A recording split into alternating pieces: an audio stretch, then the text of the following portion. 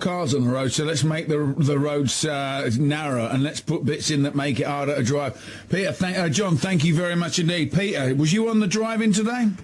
I was marshalling the drive-in. You was marshalling it today? I was marshalling it today, yeah. I was, a success? Are you happy with the way it went?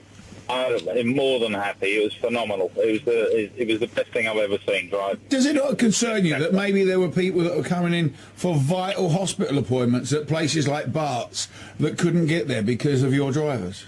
Do you know what we did? There was actually a case of that. You know what we did? What?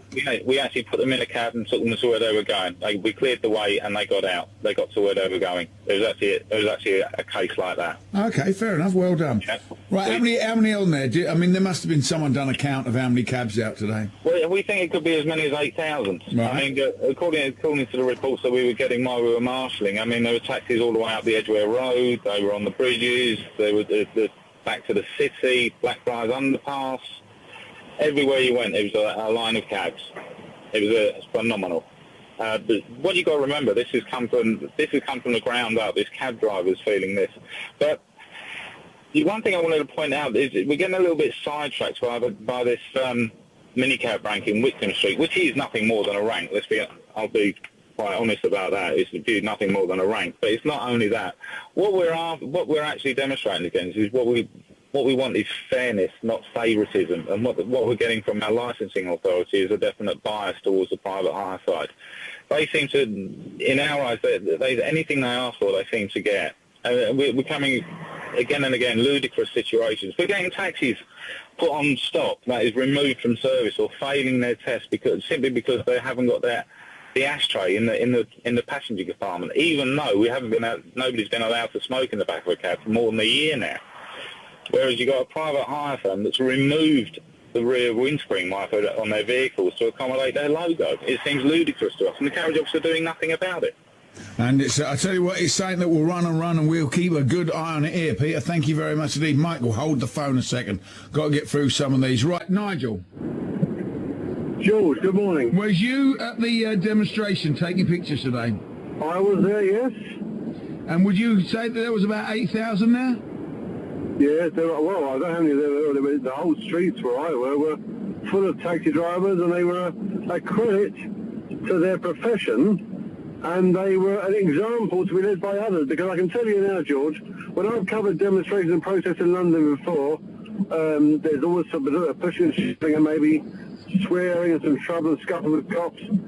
These people, men and women of the licensed taxi trade, who came into central London and they're driving, were well behaved, well mannered, good humoured, and didn't cause any trouble. Yeah, but you know what? I've asked one of them to pick me up at 2 o'clock to go for a cup of coffee and talk about it. None of them will. Well, that I don't know, George, but seriously, I really think that they were. The way that they conducted themselves today was a credit, and anybody else who wants to do protests in London, I think, should take heed. But there's two other points I wanted to make about the cab protest. I think, first of all, we have to understand that anybody can become a minicab driver, but not anybody can become a cab driver. There is a distinct difference. Remember, to become a taxi driver, a licensed taxi driver, you have to learn the knowledge. And as you've said tonight, it can take 2.5, 3, 4, 5 years, depending on how much you put into it, and whether or not your memory is good enough to actually satisfy the examiners to pass you out as a licensed hackney carriage driver. To become a minicab driver, all you need to do is have a criminal records check, have insurance, buy a car, get it licensed correctly, insured correctly, and have a sat-nav, and you become a licensed, a private hire driver. Now look, there are some very good minicab drivers and professional minicab drivers, everybody would agree, but there are some of those out there who aren't very good, unprofessional, and are very roguish in their behaviour. Let's not forget, George, that taxi drivers spend upwards of £35,000 buying a taxi. They have a choice of two makes, and if and they can only buy those two makes. If you're a minicab driver, you can buy any 4-door or 5-door or estate car that is satisfactory, is roadworthy, has an MOT and can be insured, that's fit for the job.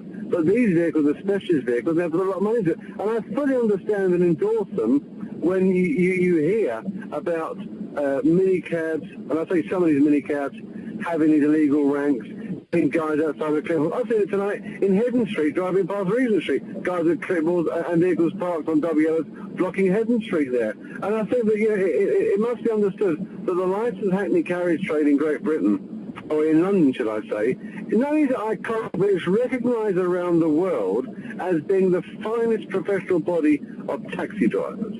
That is true, without a doubt. Anywhere else you go in the world, the taxi drivers, the cab drivers have not got the level of expertise that our hackney carriage drivers have got. Yeah, true. And sense of humour. And hang on, that's some of the most miserable so-and-sos you've ever met in your life.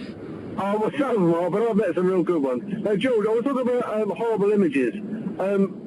I think now, you must have gone along to quite a few of those kind of scenes. Yeah, I've seen some pretty nasty things in my job. And to try and pinpoint one thing, it would be hard to, what I've seen on television. I think one of the things that it was awful was some of the rioting in Sierra Leone, where different factions went up to each other and shot each other at point-blank range with firearms. It's pretty nasty. But I wanted to mention one thing which is particularly important. You mentioned the IRA when they bombed the horses at Knightsbridge. And of course I remember all those campaigns when the IRA bombed Harrods and the tourist died at Harrods and Oxford Street, and of course the bomb disposal officer who died in the Wimpy Bar in Oxford Street. I was actually just up. I was at Centre Point when that chap died at the Wimpy Bar, and I heard the explosion. I mean, to us, I thought that was one of London's at its best. You know, like the public feeling in London, and it's attested by all of my friends in New York, was saying that the week or so after